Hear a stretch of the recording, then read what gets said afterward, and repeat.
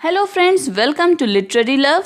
Channel को subscribe करें और बेल आइकन को प्रेस करें ताकि आप कोई भी वीडियो कभी मिस ना करें। साथ ही अब आप हमें फेसबुक पे भी फॉलो कर सकते हैं।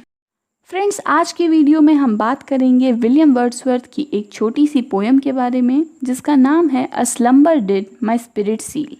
ये पोएम उनकी 5 लूसी पोएम्स में से एक है जो उनकी कलेक्शन लिरिकल बैलेड्स में पब्लिश हुई थी। ये पोएम बहुत ही छोटी है, केवल 8 लाइंस की है और 2 क्वार्ट्रेन्स में ये बांटी गई है। हर क्वार्ट्रेन की राइमिंग स्कीम है A B A B. Friends, इस पोएम में वर्ड्सवर्थ अपनी बिलवेड लूसी की डेथ को डिस्क्राइब करते हैं। यहाँ लूसी को मेंशन नहीं किया गया है, मगर वर्ड्सवर्थ ये बताते हैं कि किस तरह लूसी की डेथ उन्हें इफ़ेक्ट करती है और वो इसके लिए रेडी भी नहीं थे। साथ ही कैसे लूसी अपने डेथ के बाद अर्थ में शामिल हो गई, ये भी उन्होंने हमें बताया है। Friends, William Wordsworth romantic as के एक बहुत ही फेमस पोएट थे। उनका जन्म हुआ था 7 अप्रैल 1770 में और उनकी डेथ हुई थी 23 अप्रैल 1850 में। वो ब्रिटेन के पोएट लॉरेट भी रह चुके हैं और साथ ही उन्होंने एक बहुत ही फेमस पोएम्स की कलेक्शन लिखी थी अपने फ्रेंड एस.टी. कॉलरिज के साथ मिलकर, जिसका नाम है लिरिकल बैलेड्स। वो अपनी लूसी पोएम्स के लिए भी बहुत फेमस हैं और उन्हीं लूसी पोएम्स में से एक को अभी हम डिस्कस कर रहे हैं। तो चलिए फ्रेंड्स, अब पोएम पर आते हैं और इसे लाइन बाय लाइन रीड कर समझने की कोशिश करते हैं। A slumber did my spirit seal. Friends, slumber का मतलब होता है नींद और स्पिरिट यानी आत्मा। तो पोएट कहते हैं कि एक नींद ने मेरी आत्मा को बांध दिया। अब ये कौन सी नींद है, कौन सी स्लम्बर है? तो डेथ यानी मौत। यहाँ पर लूसी के डेथ की बात हो रही है, लूसी जो हमेशा के लिए सो चुकी है। तो पोएट कहते हैं कि लूसी की डेथ ने मेरी आत्मा को बांध दिया है, उसे सील कर दिया है।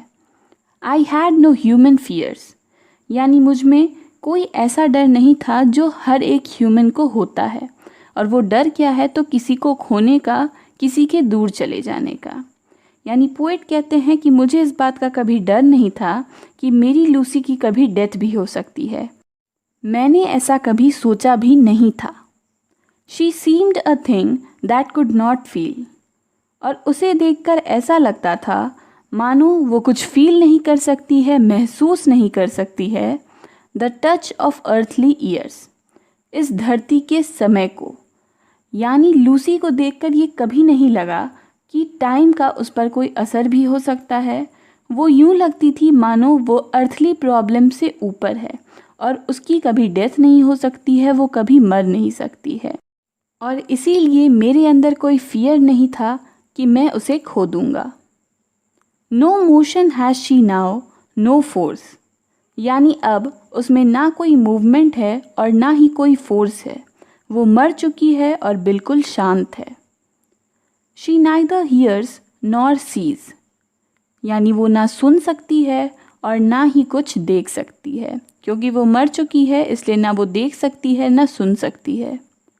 Rolled round in earth's diurnal course. Friends, diurnal का मतलब होता है डेली, तो अर्थ्स डायurnal कोर्स का मतलब होता है अर्थ का रोटेशन, जिसके कारण दिन और रात होती है और अर्थ अपने एक्सिस पर घूमता है। तो पोएट कहते हैं कि लूसी अब अर्थ का हिस्सा हो गई है और साथ ही वो उसके डायurnal कोर्स का भी हिस्सा है, यानी वो भी अर्थ के साथ राउंड घूम रही है। With rocks and stones and trees, और साथ ही अर्थ डायurnal कोर्स का हिस्सा क्या है? तो ये रॉक्स, स्टोन्स और ट्रीज, यानी ये चट्टान, ये पत्थर और पेड़। और लूसी भी इनकी तरह अर्थ का एक हिस्सा हो चुकी है, यानी वो मर चुकी है और धरती में जाके शामिल हो चुकी है। तो फ्रेंड्स, यहाँ पर ये पोएम ख़त्म होती है। पोएम भले ही बहुत छोटी है लेकिन बहुत ही ब्यूटीफुली ये पोएट के पेन को बताती है कि किस तरह लूसी के मरने का उन्हें दुख है और एक शौक है, क्योंकि उन्होंने इमेजिन नहीं किया था कि लूसी की डेथ भी हो सकती है।